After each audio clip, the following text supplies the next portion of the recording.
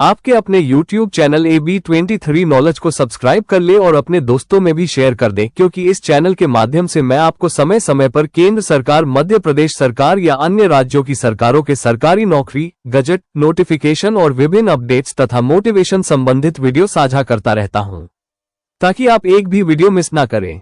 तो चलिए इस वीडियो में बात करते हैं। श्री नारायण पट्टा जी, माननीय सभापति महोदय, अनुपूरक बजट में हम 2335 करोड़ 36 लाख से ज़्यादा का प्रावधान कर रहे हैं, पर क्या वाकई में हम अपने प्रदेश के लोगों तक ये पहुंचा पा रहे हैं? आज हमारे स्कूलों की क्या स्थिति है, ये किसी से छुपी हुई नहीं है। हमारे प्राथमिक और माध्यमिक शालाओं के बच्चे किन गंभीर परिस्थितियों में स्कूल में पढ़ रहे हैं, ये सब जानते हैं।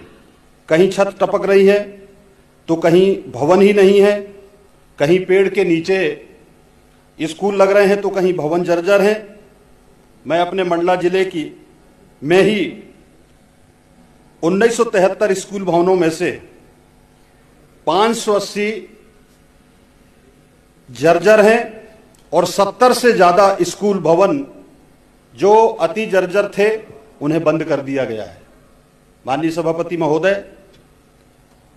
अभी अभी आप सब लोगों ने देखा राजस्थान के झालावाड़ जिले में हुई जैसी किसी घटना का इंतजार कर रहे हैं हम। क्यों बच्चों की जिंदगी दांव पर लगाकर उन्हें पढ़ाई करने को मजबूर कर रहे हैं? हर साल हजारों करोड़ रुपए कहीं सामग्री सप्लाई के नाम पर तो कहीं मेंटेनेंस के नाम पर खर्च किए जाते हैं, लेकिन स्कूलों की हालत जस की तस बनी हुई है। हमारे देश का भविष्य अच्छे से बिना किसी भय से पढ़ लिख सके, इसके लिए स्कूल भवनों का निर्माण कराया जाना अति आवश्यक है। माननीय सभापति महोदय, मैं विद्युत विभाग की बात करना चाहता हूं।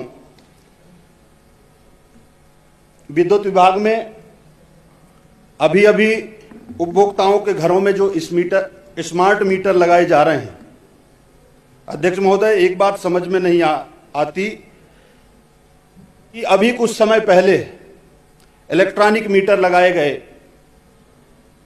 तो ये स्मार्ट मीटर लगाने की अचानक से क्या जरूरत आ गई?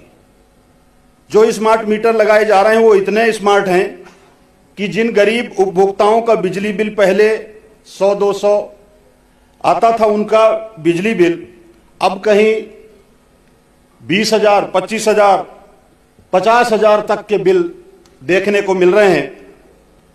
क्या इन मीटरों को इसलिए लगाया जा रहा है कि जिससे जनता से बेवजह वसूली करके बिजली कंपनियों को भुगतान किया जा सके? इससे आम जनता का आर्थिक शोषण हो रहा है और बेवजह सरकार के हजारों करोड़ रुपया भी बर्बाद हो रहे हैं। माननीय अध्यक्ष महोदय, सभापति महोदय, पैसा मोबिलाइजर की बात बहुत सारे लोगों ने किया। सरकार के पास इनके मानदेय देने तक के लिए पैसा नहीं है। पिछले कई महीने से प्रदेश में 23,000 से ज्यादा पैसा मोबिलाइजर को मानदेय नहीं मिला है।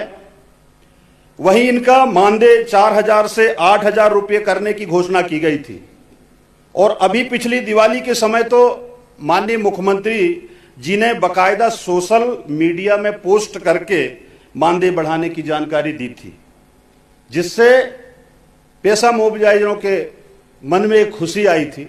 लेकिन आज भी वो पूरे प्रदेश के अंदर 23,000 पैसा मोबिलाइजर बढ़े मानदेय का आज भी इंतजार कर रहे हैं। इसी प्रकार रोजगार सहायकों को सहायक सचिव का पदनाम देने की बात कही गई थी, जिसे सरकार भूल गई। संविदा कर्मचारियों को नियमित करने की तरह सारी सुविधाएं दिए जाने की घोषणाएं कई बार की गई हैं, लेकिन आज ये कर्मचारी भी अपने आप को ठगा महसूस कर रहे हैं। अतिथि शिक्षकों को नियमित करने की बात भी कही गई थी, लेकिन अब तो ये स्थिति हो गई। माननीय सभापति महोदय, नियमित तो दूर, अतिथि शिक्षकों भी को नहीं रखा जा रहा है। नए नए नियम प्रक्रिया बना करके उनको दरकिनार करने की कोशिश की जा रही है। और इस तरह लगातार उनको परेशान किया जा रहा है। सभापति महोदय, सभी साथियों ने कहा कि अभी किसानी का समय है, किसानों को खाद बीज की जरूरत सख्त आवश्यकता है, लेकिन किस तरह से व्यापारियों के गोदामों में स्टॉक भरे पड़े हैं, लेकिन हमारी सहकारी समितियों में के द्वारा किसानों को खाद नहीं मिल पा रहा है। माननीय सभापति महोदय, हम सरकार से आग्रह करना चाहते हैं और संबंधित मंत्री से भी ये बात कहना चाहते हैं कि ये बहुत ही संजीदगी का विषय है कि हम अपने आप को किसान तो कहते हैं, लेकिन आज किसान किस तरह से ठगा महसूस कर रहा है, ये बहुत गंभीर विषय है। किसानों को लगातार खाद नहीं मिल रही है, लगातार लाइनों में खड़े होकर के रात दिन किसान परेशान हो रहा है। अतिवृष्टि में हमारे किसान भाइयों के जो रोपा लगी हुई थी, जिनका धान का फसल बोया जा चुका था, अतिवृष्टि के कारण क्षति हुई है। मैं आग्रह करना चाहता हूं वित्त मंत्री महोदय से कि इसको सरकार प्रावधानित करे और सर्वे करा करके जो किसानों की क्षति हुई है वो क्षतिपूर्ति किसानों तक पहुंचाई जाए। नारायण जी सहयोग करे थोड़ा आप। बिल्कुल, मैं सभापति महोदय ज्यादा मैं नहीं कहूंगा, सिर्फ मैं ये कहूंगा कि सिर्फ और सिर्फ हम अनुपूरक बजट को पास करके और सिर्फ और सिर्फ हम सिर्फ वहां तक सीमित ना रहें कि जो जन सुविधाओं के मुद्दे हैं हम उन पर अनुपूरक बजट को व्यय करें।